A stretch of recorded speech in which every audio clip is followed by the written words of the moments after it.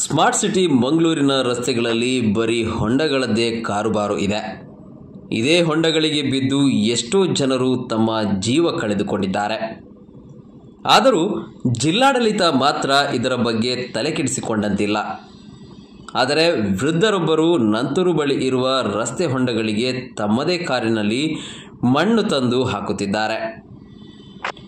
ನಂತೂರು ರಸ್ತೆ ಅಗಲ ಮಾಡುವ ಕಾಮಗಾರಿ ವೇಗವಾಗಿ ಪ್ರಾರಂಭವಾಗಿ ಇದೀಗ ಸ್ತಬ್ಧವಾಗಿದೆ.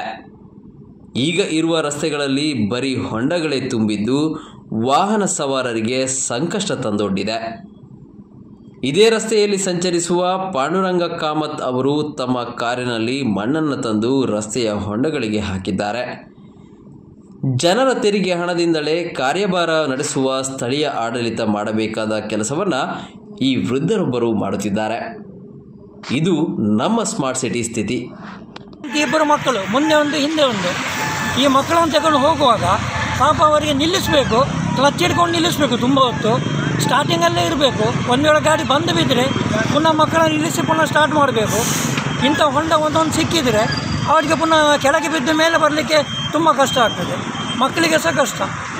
ಈ ಏರಿಯಾದಲ್ಲಿ ಒಂದು ಯಾವಾಗಲೂ ಒಂದು ಪ್ರಾಬ್ಲಮ್ಮೇ ಮಾರು. ಬೆಳಿಗ್ಗೆ ಮತ್ತು ಸಂಜೆ ಉಂಟಲ್ಲ, ಒಂದೊಂದು 20 ನಿಮಿಷ ವೇಸ್ಟ್ ಆಗ್ತಾ ಉಂಟು. ಏನು ಪ್ರಾಬ್ಲಮ್ ಗೊತ್ತಿಲ್ಲ. ಒಮ್ಮೊಮ್ಮೆ ಲೈನ್ ಇದ್ದರೆ ಕೈಕಂಬವರೆಗೆ, ಈಚೆಂದ ಕದ್ರಿವರೆಗೆ ಲೈನ್. ಏನು ಅಲ್ಲಿ ಹೋದರೆ KPT ಹತ್ರ ಬ್ಲಾಕ್.